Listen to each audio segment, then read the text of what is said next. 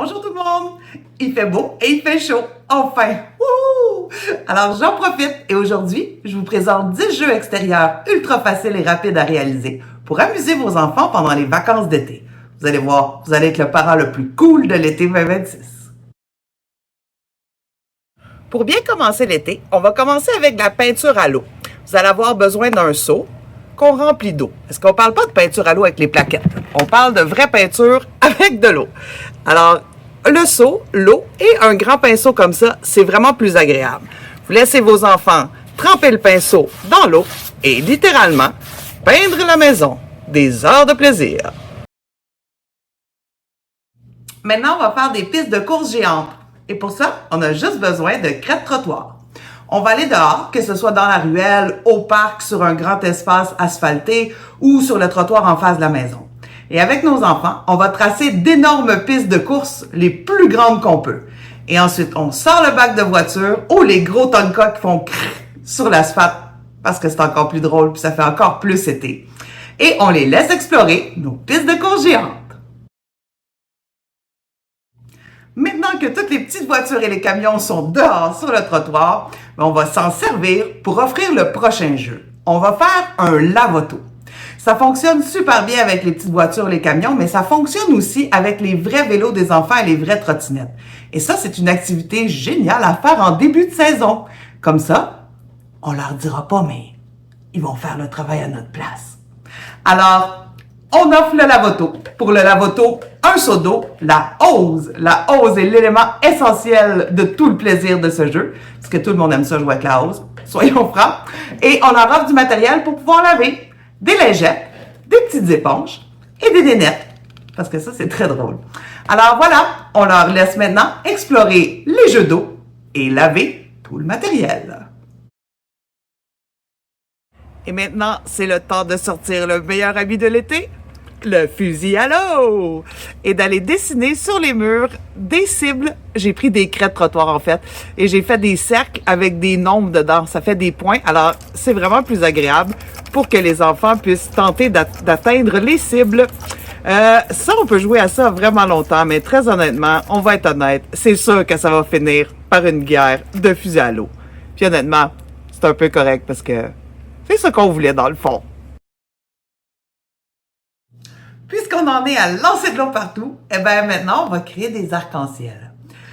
Un de mes jeux préférés. Vous allez offrir à votre enfant une bouteille d'eau vaporisateur et vous allez vous mettre face au soleil. Donc, si le soleil est ici, ben, mettez-vous en face. Et demandez à l'enfant de vaporiser énergiquement de l'eau pour pouvoir créer comme une bruine. Et là, la lumière va se refléter sur l'eau et vous allez créer des arcs-en-ciel. C'est un magnifique moment aussi pour un petit brin de science. Expliquer pourquoi. C'est quoi des arcs-en-ciel? Pourquoi la lumière se reflète sur l'eau? Tellement de questions et de choses importantes à apprendre, mais surtout, vraiment cute à faire. On va passer à un petit jeu pour les artistes. On va ressortir nos craies de trottoir et on va demander à notre enfant de se coucher par terre sur le dos. Ensuite, avec une craie, on va faire le contour de tout le corps de notre enfant. Après ça, l'enfant peut se relever et on lui donne les craies pour qu'il puisse habiller à sa guise son portrait. Les opportunités sont infinies aussi, hein. Oui, on peut dessiner des vêtements, mais on peut dessiner plein d'autres choses. On peut faire des décors alentour de nous. On peut se dessiner sur un balai si on veut devenir une sorcière ou sur un nuage pour pouvoir voler. Ça dépend de notre créativité. On va partir à la chasse au trésor dans la nature. Pour ça, on va avoir besoin d'un petit sac qui se composte ou qui se recycle très bien facilement et une loupe, parce que, mon Dieu, que c'est tellement plus agréable de chercher en détective comme ça. Alors, vous apportez ça quand vous allez au parc ou marcher en forêt, par exemple. Le sac, la loupe, vous donnez ça à votre enfant et vous le laissez partir à la chasse au trésor dans la nature. Vous pouvez lui demander des choses précises avec des nombres, si on veut travailler les chiffres. Par exemple, tu dois me rapporter 5 bâtons, 3 petites roches et 2 grosses roches, 2 feuilles. Ou on peut y aller d'une façon plus difficile et plus précise aussi, si votre enfant est plus vieux ou s'il est habitué de faire ce genre de jeu-là. Par exemple, on peut lui demander de rapporter des feuilles de 10 arbres différents ou des bâtons avec 3 sortes d'écorces qui seraient pas pareilles. Alors, quand l'enfant revient avec le butin de sa chasse et qu'il a réussi, ben, il n'y a rien qui nous empêche de mettre un petit prix à la fin. Par exemple, une bataille de ballons d'eau en arrivant à la maison. Un autre jeu créatif, cette fois avec des rubans en papier. J'adore ces rubans en papier parce qu'ils sont vraiment polyvalents, faciles à manipuler pour les enfants et vraiment pas très chers. C'était 1$, je pense, pour le paquet au complet. Alors, on apporte ça au parc. Et généralement, dans les parcs, en tout cas à Montréal ici, les parcs sont généralement faits avec des clôtures. Vous savez, des clôtures avec des X là, en métal. Alors ça, c'est parfait pour le jeu parce que on va pouvoir prendre le ruban, l'attacher à un bout de la clôture et l'enfant va devoir passer le ruban dans les trous pour pouvoir faire des motifs de différentes grandeurs et de différentes couleurs sur la clôture. Ça fait vraiment une œuvre créative magnifique. Mais il n'y a rien qui nous empêche non plus de décorer les arbres au parc, les arbustes, même les modules de jeu. Pourquoi pas en profiter pour faire une petite fête improvisée avec les amis qui sont présents dans le parc? Ça fait toujours plaisir d'être un petit brin plus festif. Par exemple, faut juste pas oublier de ramasser notre œuvre à la fin pour être certaine qu'on laisse pas de déchets partout. Et maintenant, un grand classique des sciences à faire dehors pour les parents qui ont un petit peu peur des débordements. Et j'ai nommé le volcan qui crache la lave. Alors, pour ce jeu, là, j'ai demandé aux enfants de faire un volcan là, avec de la terre puis de l'eau. Puis, je l'ai mis dans une plaque. Comme je vous dis, je vous conseille grandement de le faire à l'extérieur. On peut le faire dans le parc, là, dans le carré de sable et tout. En plus, ça ramasse tous les amis. Les enfants sont bien fiers. Mais là, puisque filmer au parc est un peu compliqué à cause de mon son et tout, ben je l'ai fait à la maison. Donc, pour éviter de trop grands débordements, je l'ai mis dans la plaque à pâtisserie. Alors, on fait la montagne du volcan avec la terre et tout. On met une bouteille à l'intérieur pour recueillir le liquide. Dedans, j'ai mis du bicarbonate de soude, environ 4 cuillères. Un peu de liquide vaisselle pour que ça mousse plus, c'est plus agréable. J'ai mis quelques gouttes de colorant rouge, encore une fois pour le côté ludique et agréable. Et ensuite, du vinaigre blanc. Et on verse le vinaigre dans la bouteille et on regarde notre volcan exploser. C'est un classique, mais mon Dieu que c'est agréable.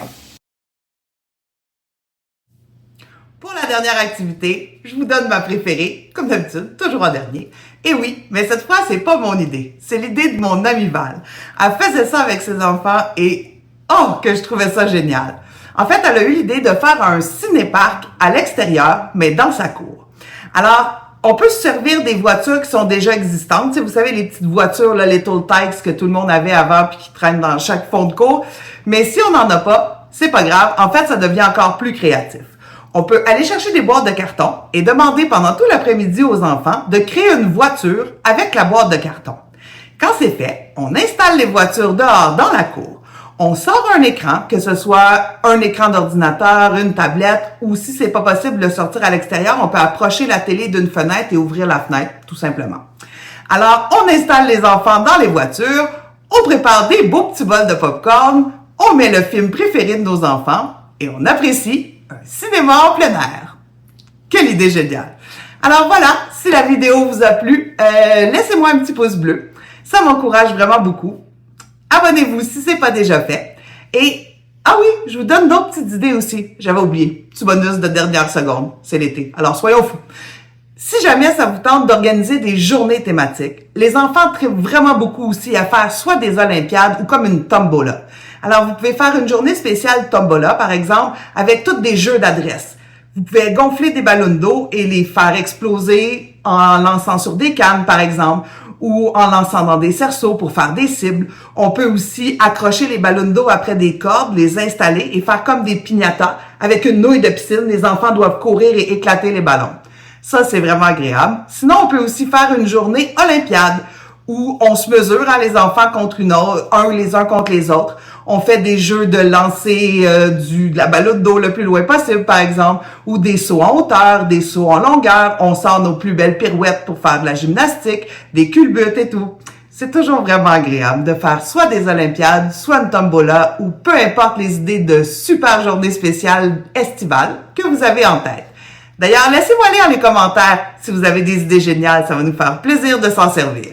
Sur ce, bonne semaine. Bye.